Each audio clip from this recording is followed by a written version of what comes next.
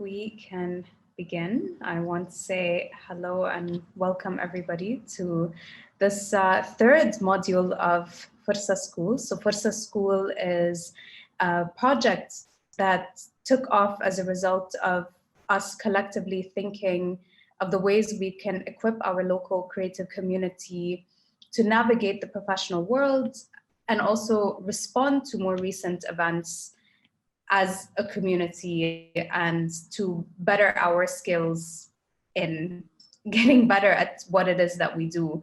So my name is Nahla Tabba. I'm one of the co-founders along with Rania Jishi from Naqd and Sharjah Art Foundation as well. So we have Hissa on board, Hissa Al-Ajmani, who's also one of the co-founders. We also have Augustine Paredes. So Augustine is a real character. You are so multidimensional. You are a Filipino artist and photographer who's been based in Dubai.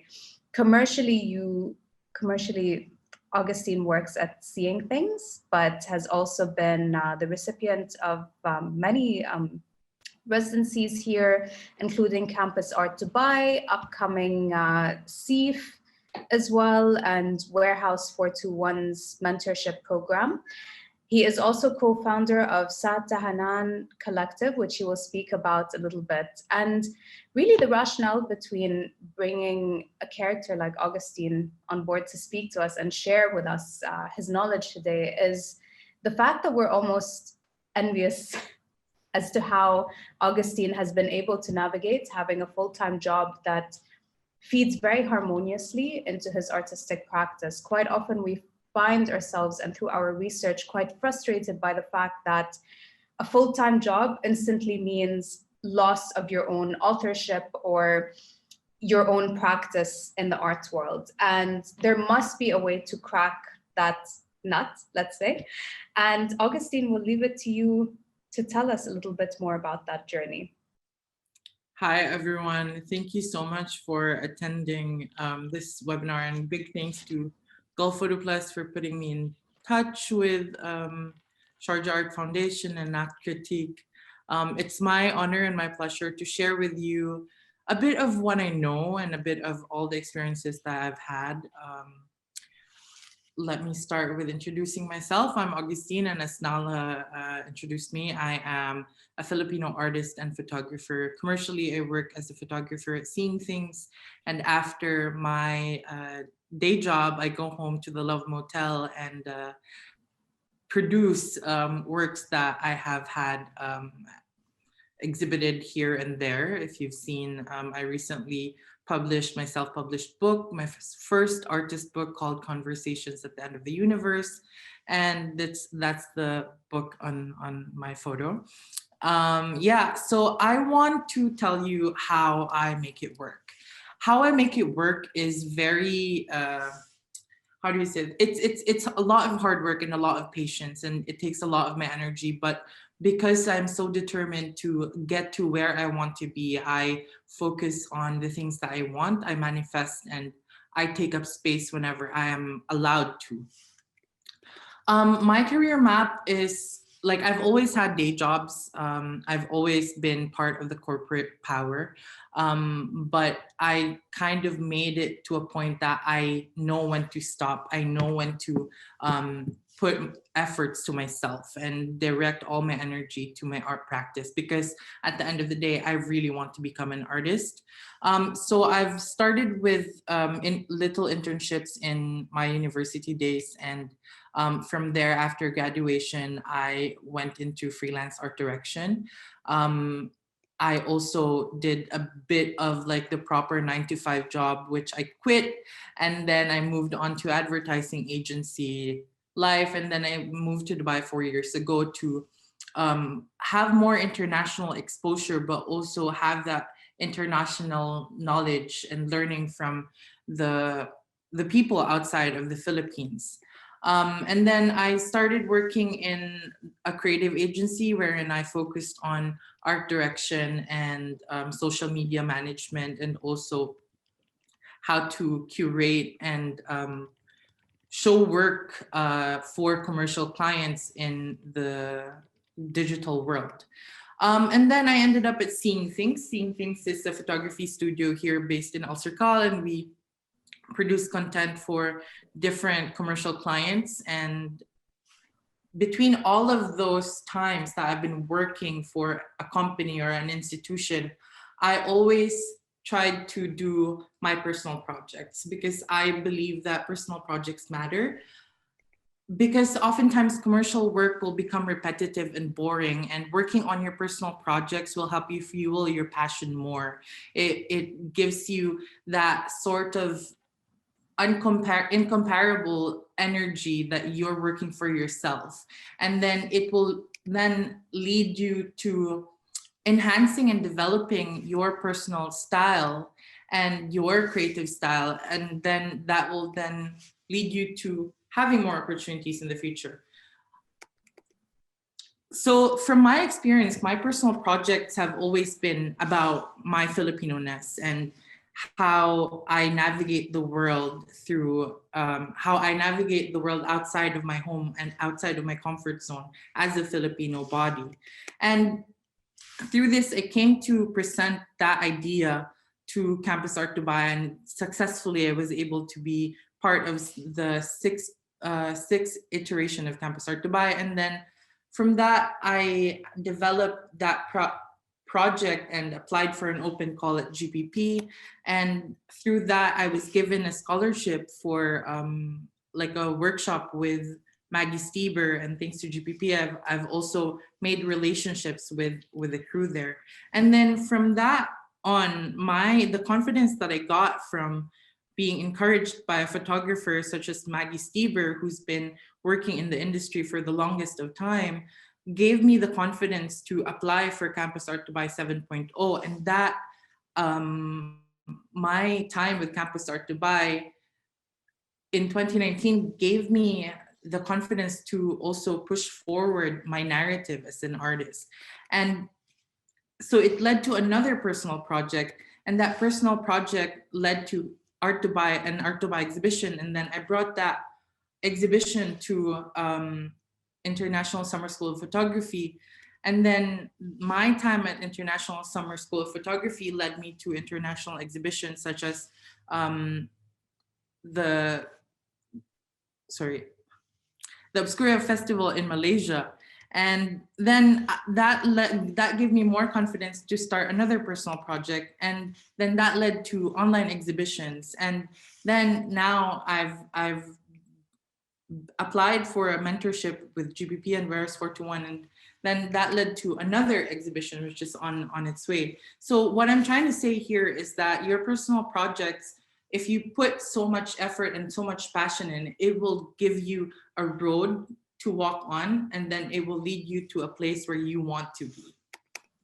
And this is something that I believe, and I've practiced this, and thanks to Natasha Caruana, one of my mentors, that we should invest time in our practice. And to invest an hour every day to your practice gives you that needed confidence, that needed push in order for you to actually call yourself an artist and actually get out of the comforts of working in a corporate setting.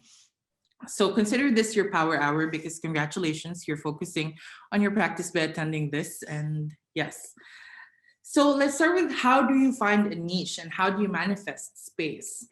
For the longest time being here in Dubai and in the country, I've always been wanting to find the people that speak the same language as me in terms of art. And I'm not only speaking about language literally, but also about language metaphorically. And, you know, finding people that love the same people that I do, idolize the same people that I do, have reference of the same people that I do. So I've always wanted to find my people. And how do I find that? How did I find my niche? I started introspecting, because from knowing myself, I'm able to also know the people that I want to interact with. I would also know the people that I want to have conversations with. So find your people, introspect, know yourself, and find people that speak the same language as you. You can either reach out through Instagram, make friends, you need to surround yourself with people that you admire and respect, and create a safe space for you. And that is one of my main points into why I collaborated with Bernice. And Bernice de los Reyes is a wonderful artist and writer here in Dubai, and she comes from the Philippines. And we wanted to create a space, a home for our fellow Filipino artists in and outside of Dubai. And we created Satahanan Collective to put forward and to push forward the art that Filipinos have and have always been doing. We had recently culminated an exhibition wherein we showed 14 to 15 artists from the Philippines, living and working outside of the Philippines, and some are based in the Philippines.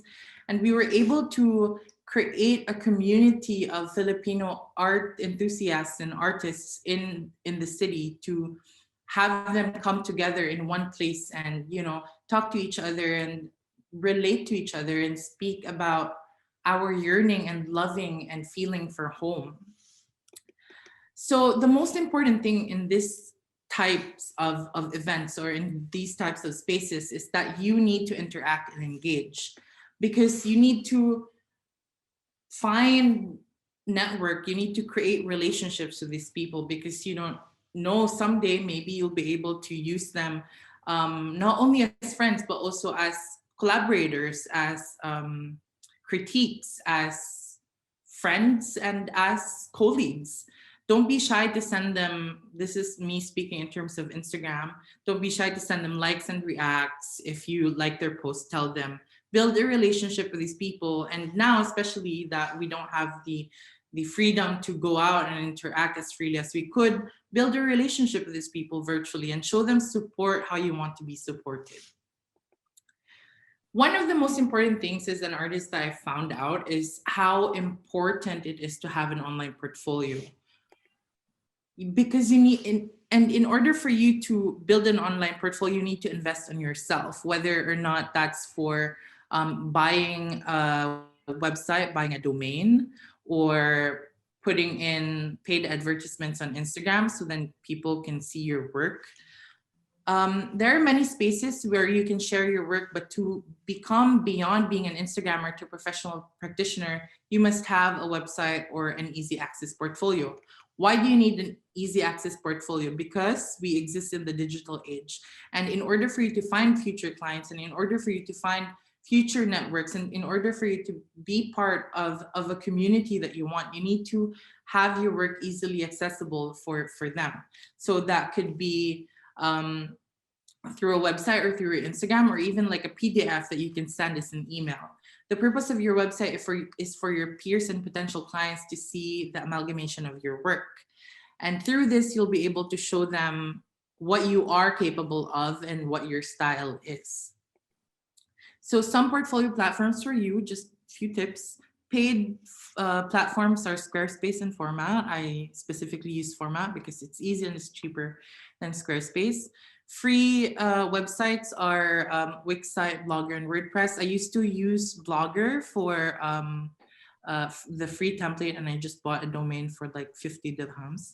And easy to use platforms are Tumblr, which 2015 kids know how important Tumblr is for us. And so I'll show you a bit of my website. This is my website, and you can visit it at www.augustineparedes.com. And how do you put out work in your website? You need to curate and categorize. You need to categorize your images, and through that you can create a story. How do you categorize? You can categorize either by color, by style, by type of shots, by story. I'm speaking as a photographer, but if you're a writer, you can have a collection of essays, a collection of articles that you've used online. If you are a graphic designer and an illustrator, you can also collect your images and your work and put it in one category.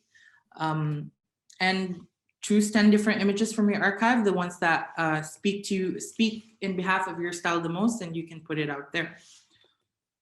So this is one part of my website, which I called portraits. And these are a few images that I've taken of people through projects, through commercial projects and also personal projects. And this is another photo diary, which I called Nothingness. And funny enough, this is why I wanted you to see this, because through this part of my portfolio, I was able to score a job, a project with Gucci, because they saw this part of my portfolio and they wanted to me to shoot an event for them in the same way that I shoot my photo diaries. What's in your portfolio? You need to have your name. You need to have a bio, keep it short, sweet, and simple. You need to have main categories. It can be, for example, it can be personal, commercial, and you need to have an about page and a contact page. A client list, if you want. So when people look at your client list or your contact list, they will see the people that you've worked with, and they will automatically think, if this client trusted Augustine, we will trust him too, because, you know, it's like a how do you say this? Like a validation. Yeah, like a validation. They're like testimonials. Yeah. Yes. And then contact, it's important to have your email, and it's also important to have your location. Because oftentimes your Google Analytics, it will appear in Paris or France, but they don't know that you're in Dubai. So it's important that you put your location. So then if they want to work with you remotely, they can also do that.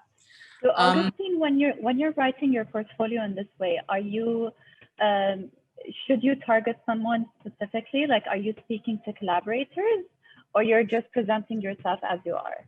I think, to me personally, I think it speaks both ways. My website has two parts. It has commercial and art, and underneath those categories, I put, under art, I put my the projects that I've collaborated and exhibited with art institutions. And for commercial, I put in my fashion photography and food portfolio. So it's mostly to get clients as a photographer, but also to get the respect that you want as an artist from institutions. So the reason why you need to update your portfolio all the time is because you need to show that you are an active practitioner. You need to show that you're an active photographer with regular projects and that you are dedicated to your craft. Because if clients or if people from the art institution see you as an active member of the community, of the art community, they will be more in touch with you. And I think this is the same way I am part of this talk, because throughout 2020, I've just been pushing myself to be out there, to do a lot of projects, to collaborate with Gulf Photo Plus, with Gotha Institute, to know people from Art Dubai, to apply for grants from Art Jamil, to participate in Warehouse 41's mentorship program. And that's why I'm trying to tell a lot of people, a lot of artists, that it's okay. Just if people think that you're annoying because you're putting out work every time, like, so what? You need to put out work there so then people see you, and then when they see you, they know what you are worth, they know what you are capable of doing, and they will entrust you with future projects and make you part of their exhibitions. Looking for potential clients, this is mostly tips for photographers, but also to freelance artists and freelance designers or freelance people that are watching this. Make a list of brands, clients, and people that you want to collaborate with. Find them on digital platforms and create a relationship. Make yourself known to them. Send an email, direct message, or a text. The most important thing is that you need to reach out to these people. Manifest. So one thing that I did and made me really happy with the outcome was that I just kept on posting on Instagram, and someone from the Gucci team reached out to me, and Gucci is one of my favorite brands, and I really wanted to work with them. And yeah, so what happened was someone from the Gucci team reached out to me because she was looking at my portfolio and looking at my Instagram and how I interact with people and my style. And she wanted me to work with them. And I think that's also a great way to pat myself on the back, because something good came out of sticking to my own style, and something good came out of me pursuing my type of photography and my type of art. This is just an example of how I found work in Germany. This is an interaction with food, with a cafe, and I wanted to take photographs of them so then I can reach out to a wider set of audience in Germany. I told them that I was visiting for this time and I'm widening my network in Berlin as a photographer, and I'd be down to photograph your cafe, your food for an hour, and you can use this on your social media and on your website. This is my portfolio, and if you're interested, let me know. And when you're reaching out to potential clients, this is just a starter for people that are planning to reach out to them and have not really gone through the proper way of reaching out. Introduce yourself, attach your portfolio, whether it's a website or a PDF or your Instagram. State your purpose for your collaboration. And if it's for a collaboration, send a mood board. Don't forget to add your contact details. Check your spelling and grammar before you hit send. And that's it. You will potentially have a client. You know, Augustine, I wanted to add something. I mean, this happens quite often at institutions where someone will approach an institution with portfolio in hand and just like offload that without necessarily having a conversation that's actually aligned or makes sense. And I think what you said about stating purpose is really important, because it is about showing your potential client or the institution that you see them and you have an opportunity for them. Not just like, hi, I'm looking for anything. You need to be very clear, especially knowing that these clients don't have the time. I agree. I agree. And you see a lot of people who are down to collaborating and their work might be really, really amazing, but without really stating that purpose, without really introducing yourself, they're just not going to have the time to, you know, ask for those things back and forth, or they're just going to overlook it and skip your proposal. That's very true. I think I totally agree that stating your purpose in future through like in the future for future clients and collaborators, that's the best thing. But also, I think the important part is also trying to see if you can fit in the institution, or if your style of art fits perfectly in the aesthetics or in the essence or the mission vision of the company or the institution. I think that's very important as well. So I'm gonna quickly share about how I found and made opportunities for myself. There are many ways in not only finding money, but also finding a space in the creative industry. It is through open calls, print sales, merchandise, and publications. You can submit your work to institutions to promote yourself and your work. The more experience and exposure you have, the more you can increase your fees. I'm talking about like commercial works, but also that in terms of fees, you can also actually, the more experience you have, you can price your work more. And these are the sites where I usually find open calls. Open calls are a great way to introduce yourself in the art industry, because most of the time when institutions or galleries host an open call, for as long as your work is nice and it fits in their statement or in the theme that they are putting out, you will most likely be accepted, and through that you can put that under your list of exhibitions, and that gives you another bump up, another pat in the back, another set of validation from people. So photo room, picture, and art jobs. Photo room is mostly for photographers to find open calls. Picture is mostly also a photography magazine, but Picture is a website where you can find opportunities not only as a photographer but also as an artist. It has a lot of open calls and a lot of residency applications. Art jobs is for people who are seeking jobs in the art industry. And don't shy away from staging guerrilla exhibits.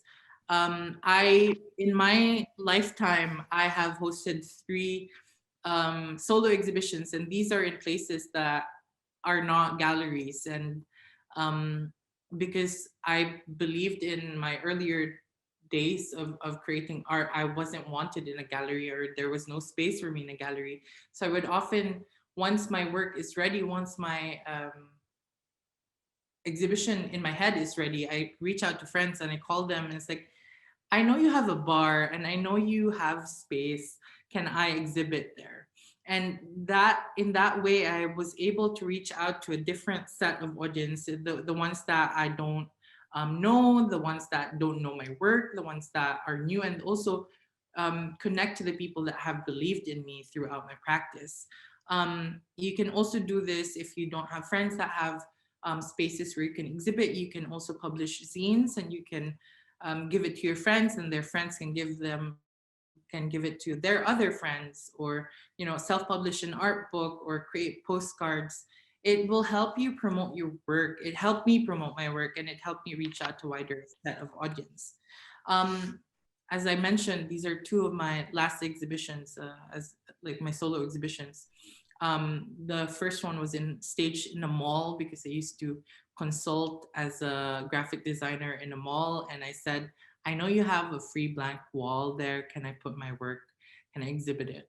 And before I left the Philippines, I left with an exhibition that was only staged for 1 night in a bar.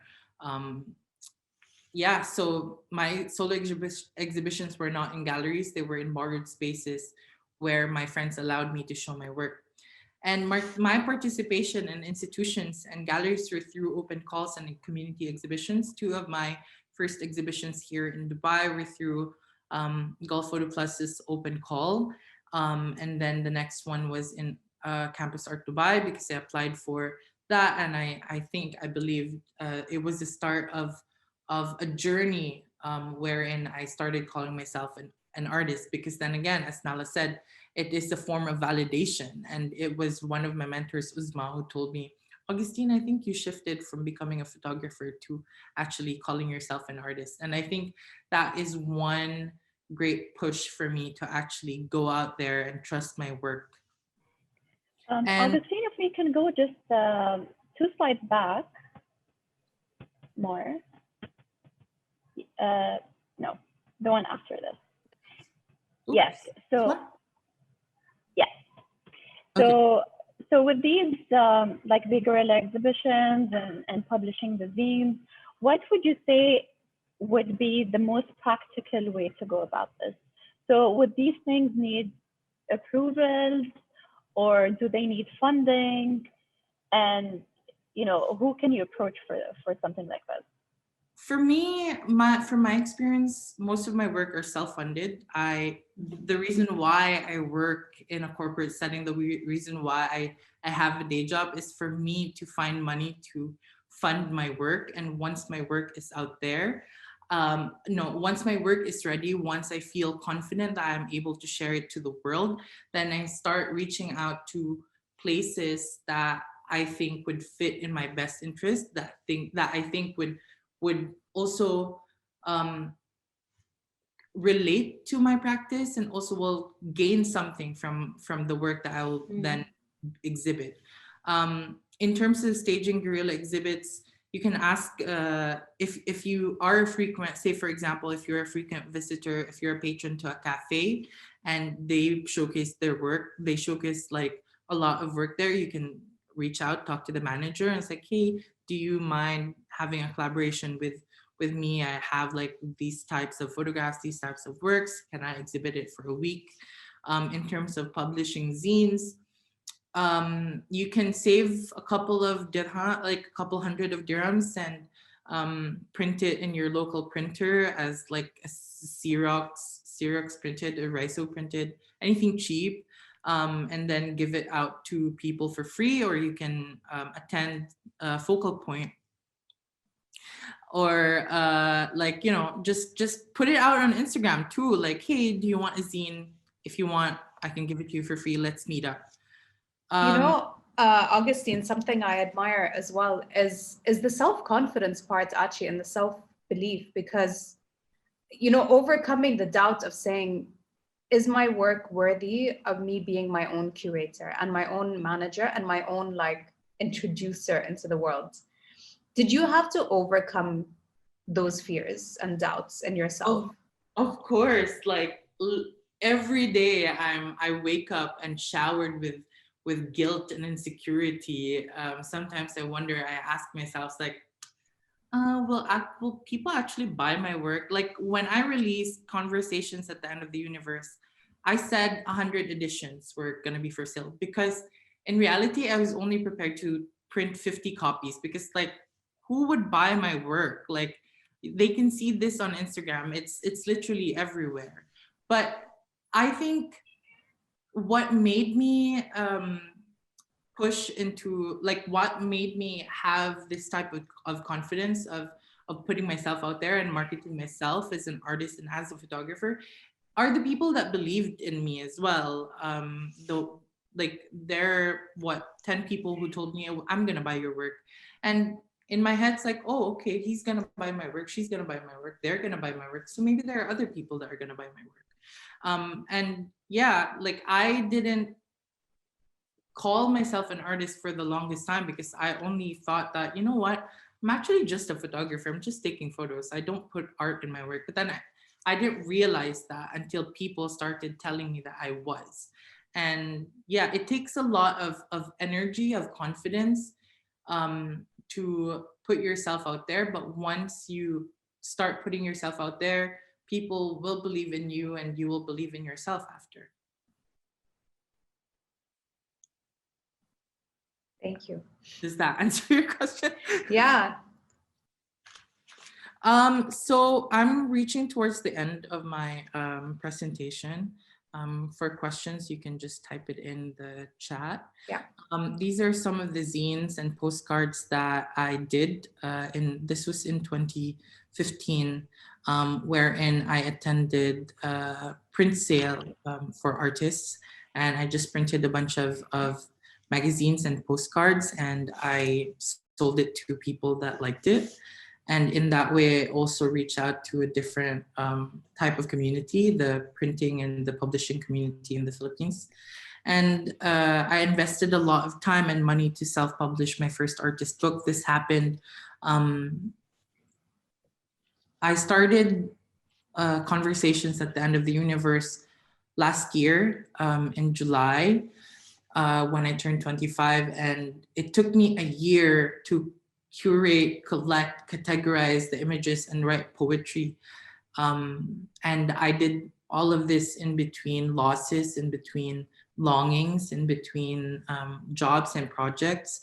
But during the lockdown, I applied for a grant, like a relief grant in Art Jamil, and I thought that I was not going to get it. And I thought, like, you know what, this project is not going to be worth anything. But when I received that email that I received an artist grant from Art Jamil, I said, maybe this is worth it. Maybe it's high time to actually go back and trust myself and, you know, print my book and share it to the world.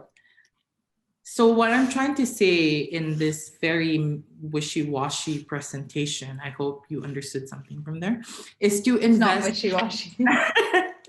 I want you to invest in different areas of your practice. I want you to invest on your gear and equipment and work hard to recoup that capital, because as artists, our hobbies, our passion is not cheap, it's expensive. So it needs to be a guiding force for us practitioners to actually go out and sell our work in order for us to have the money to then again reinvest our money to another set of gear, another equipment. And once you do that, all the money would then be profit. And if you have extra money, you don't have to push yourself, or you don't have to use your credit card. You need to attend workshops. You need to find free workshops online. Look out for, I don't know, free talks on Instagram Live. Attend seminars and attend exhibit openings and gatherings where you can make connections. Because the people that you meet there, the people that you interact will then be part of your niche. You will gain people that support you. You will gain people that believe in your work, and you will find also people to support and believe in. Trust me, meeting people that speak the same language as you, and I'm talking again language metaphorically, it will help you boost your confidence. It will inspire you to create more work, and it will help you become the artist or the person that you want to be. On that note, don't be late for a shoot for photographers. Don't miss a deadline. Be kind, and thank you so much for listening to me. Thank you so much, Augustine. You've really hit the nail on the head in the most humble and an honest way of looking at it. There was one thing, actually, Altamash has a question, and I wanted to even add to that. I always dreamed of having a separate fund that only went into producing my work. I don't have that fund saved up or anything like that yet, but the idea is that there needs to be this like thing that goes into investing in your work, even if you don't necessarily see like the fruits of it. And Altamash's question is, how do you cope with the financial hits of doing zines and your photo book? Does the extra networking and promotion help recoup those losses? And essentially, are they losses? Like, is it a loss? Is it not? I don't believe they're losses. I think for me, when I took, there's this part in my university, or I think it was in high school, that we were taught about, the profit and whatever gross profit or something. And I kind of used that. So what happened with Conversations at the End of the Universe, or also my other books, is that I would use extra money that I had saved up, and I would print in batches and I would sell them. And, it's the ones that are not sold, I keep them on my archive and I just collect them. And sometimes I wrap it as gifts and I give it to people that I know would appreciate it, but don't have the money for it. So there are not losses in funding in your practice, honestly. Mm. Rania's here as well. She's saying, thank you so much. This was a rich and informative conversation. It reminds me of when I used to do open studios in my garage and sell my work. And yeah, it's also this idea of needing to be incredibly flexible about how we show our work. And I know a lot of those things, were set for us in the sense that the definitions, or what is tasteful and what is not, this is something we've been debating a lot throughout Forsa School. And I think the year that has passed is the year of having to rethink all of these things. And Altamash wants to ask you how you've adapted during the pandemic, since there have been less opportunities for meetups, shows, guerrilla, or other. For me, I honestly strengthened my relationships online, because that's the only place where I could interact with people. I signed up for a school called WSG, Work Show Grow. This is by one of my mentors, Natasha Caruana, who taught me the Power Hour. And she created this platform to meet other people from all over the world, wherein you can share your work and critique each other. And that's how I adapted, honestly. And that's how I made something out of my free time during quarantine, during the lockdown. But honestly, after that, I just focused more on, since there are lesser commercial jobs, I focused on developing my style. Like, as a photographer, I did test shoots with models and developed my fashion portfolio. I collaborated with my partner and myself, actually, in creating like still life images. And yeah, I used also that time to write and develop my writing. So yeah, that's how I adapted. Augustine, I had another question, and this came up before as well, and it's this issue of time essentially. You know, we're so drained by the full-time work that we do, and the power hour sounds amazing in theory, but do we really have that hour? And what does it take for you to push that? I mean, I would ideally love to do that, but I don't know if I can actually do that. Is it something you commit to every day? Should it be done in baby steps, for example? What advice do you have around that? To me, the power hour, for others, it's strictly creating work for 1 hour. To me, you can adjust it according to yourself, like according to what fits you. For me, I treat reading a book or looking at images on a magazine or finding out or having conversations with fellow artists, I treat that as my power hour, because the knowledge that I accumulate from those power hours would then help me in the future where I would create another set of work. It's not necessarily like 60 minutes of your time dedicated to creating something. It's 10 minutes or 30 minutes that looking at and absorbing that knowledge, absorbing that style, absorbing that aesthetic, absorbing that conversation and that dialogue with a person, and putting it in your heart and actually really understanding it, because there's a lot of noise that we consume every day, right? Like we look at Instagram and we see a lot of things, and we look at the news and there's a lot of things, but to spend 10 full minutes or 30 full minutes into reading something or looking at something and truly absorbing it and putting it in at the back of your brain, so then in the future you'd be able to get that back and put it out in your mood board or in your sketch pad and do it. And that's like, it's not necessarily like full hour, but you know, the time that you dedicate to develop your practice is your power hour. Agreed. We have 2 more questions as well. Imposter syndrome. Tell us about your imposter syndrome, if you have it, if you're facing it, and how do you face it when a client like Gucci comes along?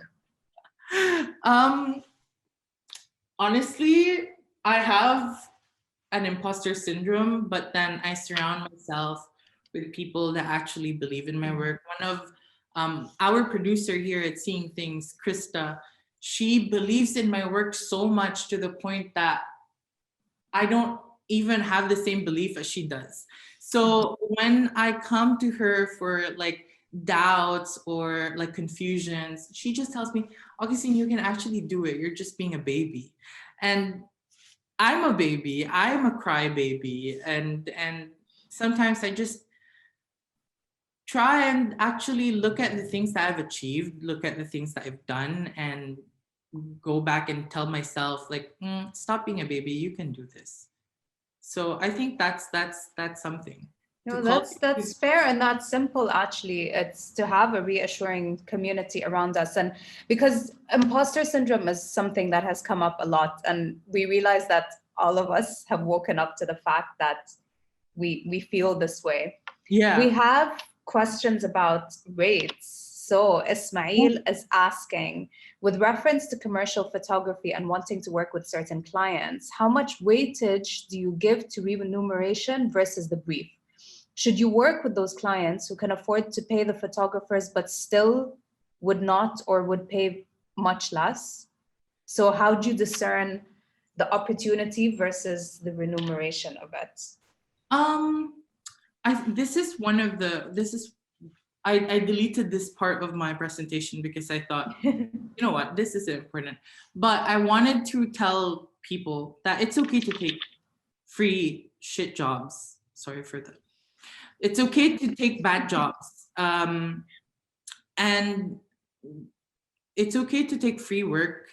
And yeah, you kind of, when it comes to rates, actually, you need to interact with the people that work in the same industry as you and ask them if how much the rates are, because like it rates vary in different places. Like a photographer here in Dubai would charge, say, 6,000 dirhams for a full day, and in Berlin they would just charge 400 euros.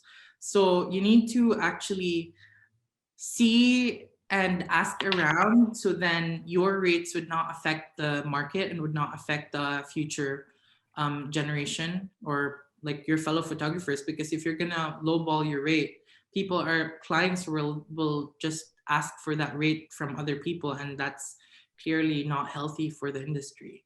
So yeah. No, agreed. Yara is also asking the same question, which is this idea of setting that rate. And Yara, in our upcoming toolkits, which will be published, we go into detail, technically speaking, where you look at your life expenses, your overhead costs.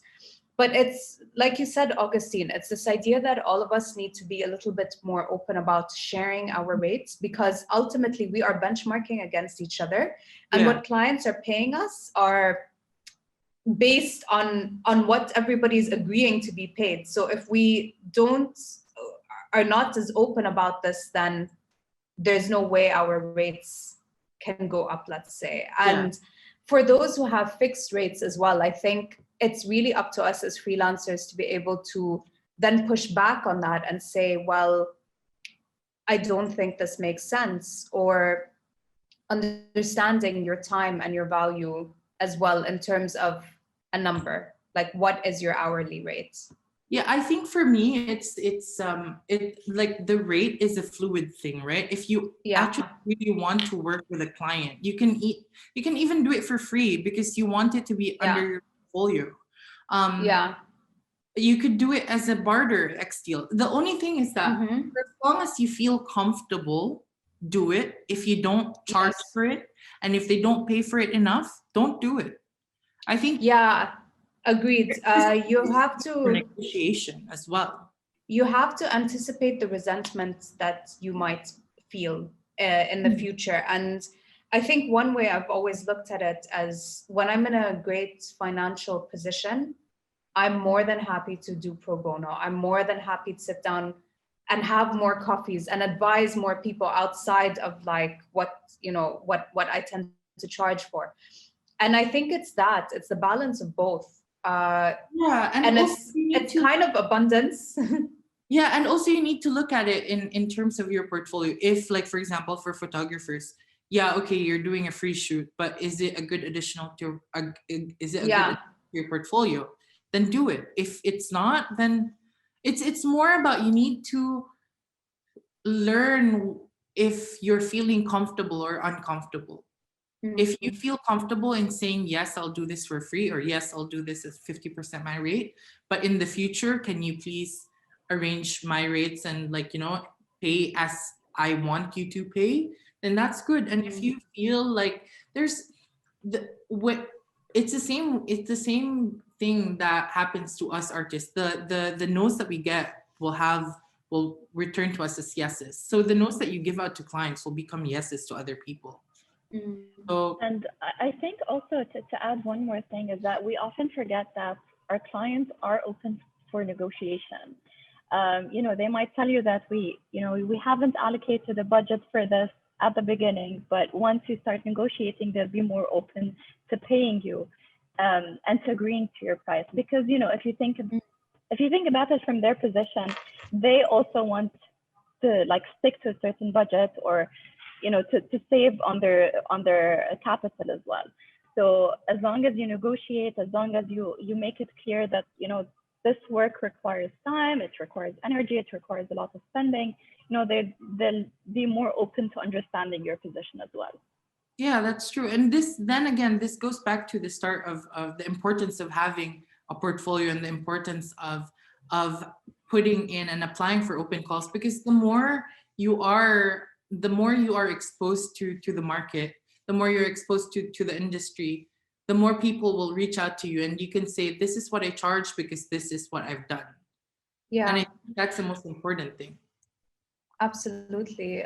We have a question, which is how to best set up a rate if you're starting out. Like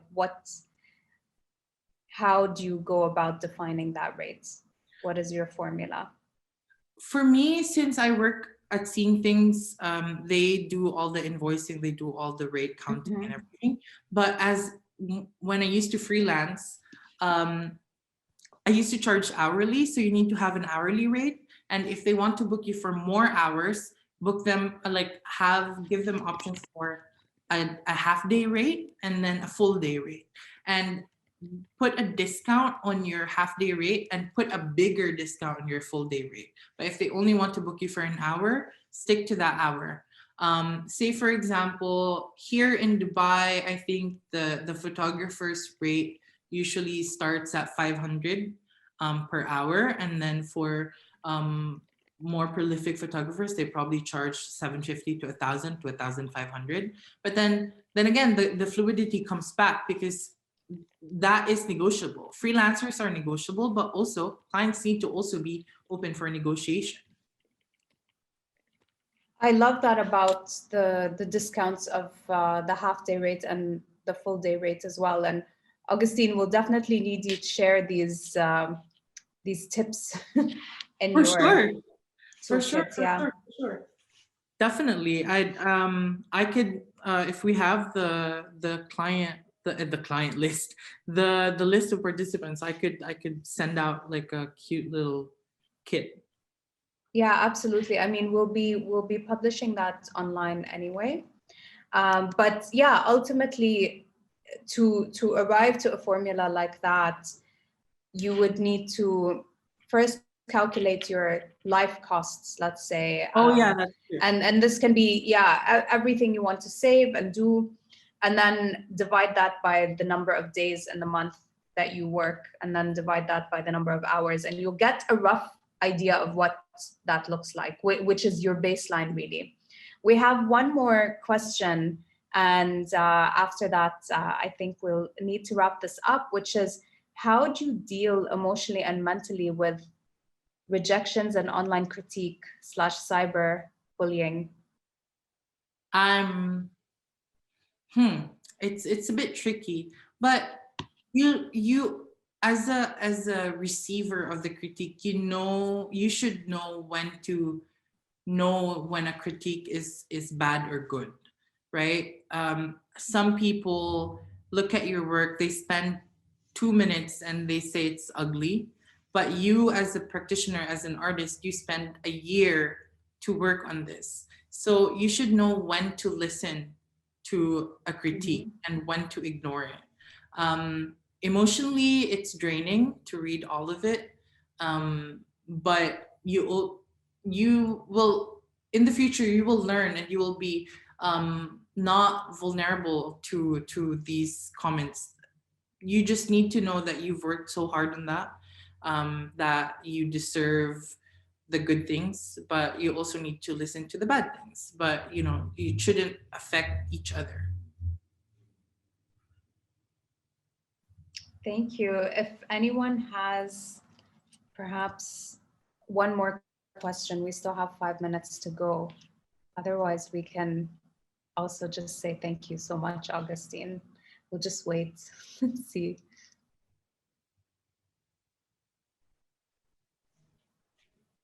A question about any upcoming exhibitions that you might have. Okay, I will be part of the exhibition at Warehouse 421 with other photographers. This is in the mentorship program, from the mentorship program of GPP in collaboration with Warehouse 421.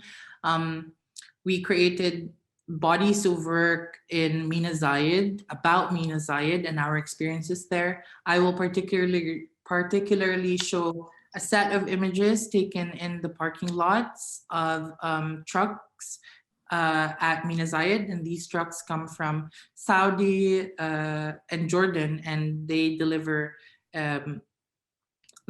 goods and services to the Emirates. And this is my way of looking at the tiny part of globalization and how it affects this entire nation. So it's an exciting project. It's my first non-introspective project that doesn't deal with my emotions or myself, but rather it asks the people viewing, and also I also ask myself if I am driving safely when I'm looking and when I'm navigating in these places. So be sure to check that out at Warehouse 421. Amazing. The exhibit opens, I think, start of February.